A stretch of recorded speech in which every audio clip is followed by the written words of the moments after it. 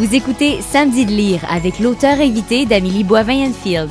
On est maintenant rendu au moment de l'émission. Mon auteur invité de cette semaine, Morgane Letiec, vous présente son coup de cœur littéraire. Et ton coup de cœur littéraire, Morgane, c'est Les Lisières d'Olivier Adam.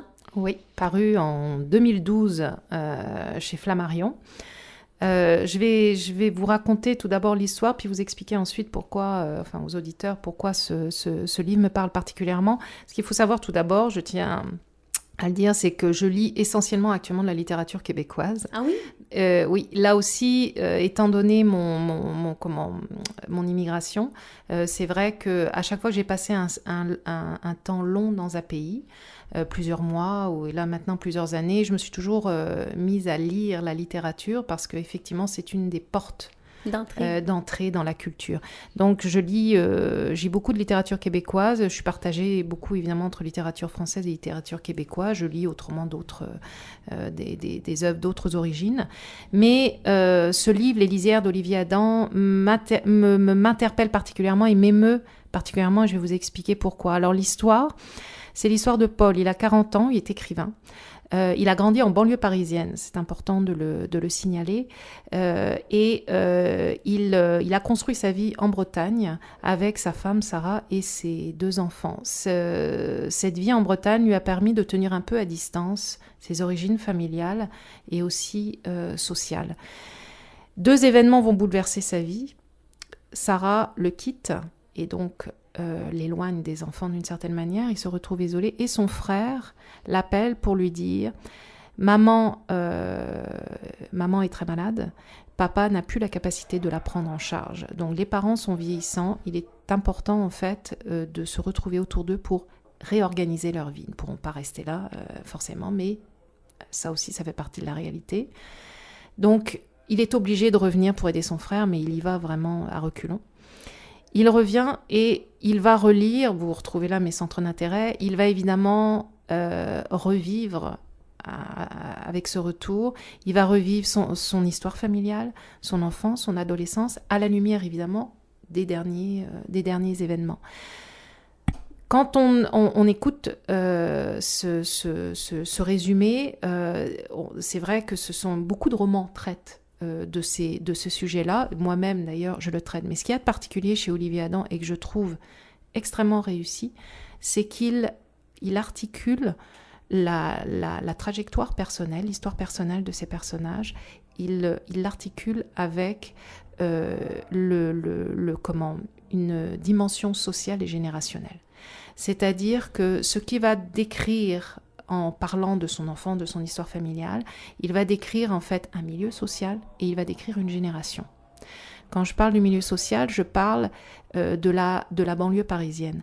La banlieue parisienne, il n'est pas forcément question là de la banlieue dont on entend parler parfois, celle des tensions interculturelles, même si effectivement il y en est quand même question, puisque ça fait partie de l'histoire de ces banlieues, et puis il évoque entre autres le Front National, qui est un parti extrémiste français, mais il va surtout parler de la banlieue pavillonnaire, de la banlieue des pavillons, c'est-à-dire des employés, des ouvriers, des petits cadres qui en fait doivent s'éloigner de Paris, qui se sont éloignés de Paris ou n'ont jamais pu s'installer là-bas, mais ont choisi essayer d'accéder en fait à la maison individuelle, donc à ce qu'on appelle les pavillons de banlieue. Donc c'est tout un milieu social modeste qui est un peu justement en marge de la société parisienne, d'où le nom Les Lisières.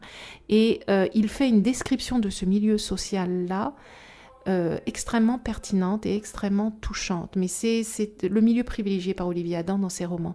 Donc déjà, cet aspect-là est extrêmement bien décrit, c'est-à-dire les références, les raisonnements, les réflexes de pensée sont extrêmement bien décrits.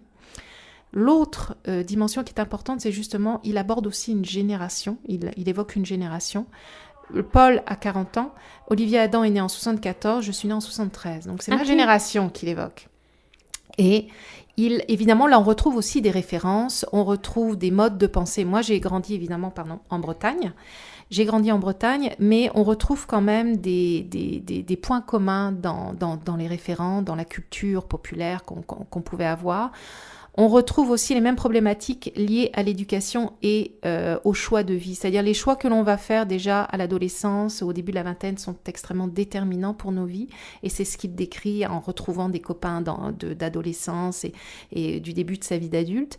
Et c'est aussi la question du discours qui était tenu sur l'éducation à l'époque, c'est-à-dire que l'université, c'est-à-dire l'éducation universitaire de masse, c'est-à-dire qu'on est une génération qui a eu accès à l'université facilement, pas forcément aux filières sélectives et tout, mais à l'université.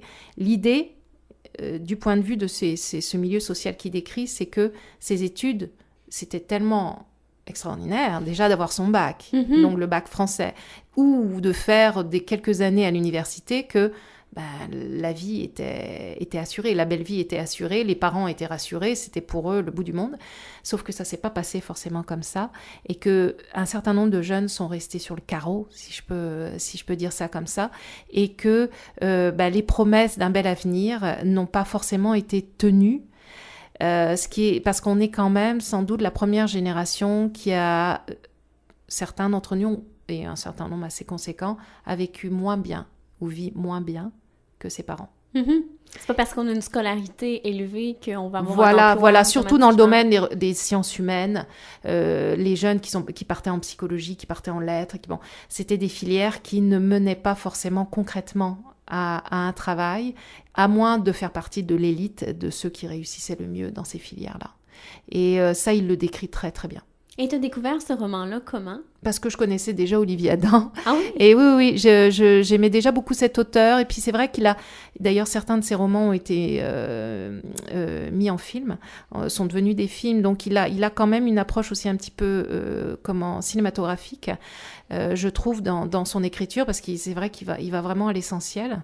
Et j'étais touchée parce que c'est vrai qu'il revient toujours sur sa génération. Il y a une partie un peu autobiographique dans ses écrits, ou d'autofiction dans ses écrits, et donc je retrouve cette logique, c'est de penser ces références, ces valeurs qui appartiennent en fait à ma génération.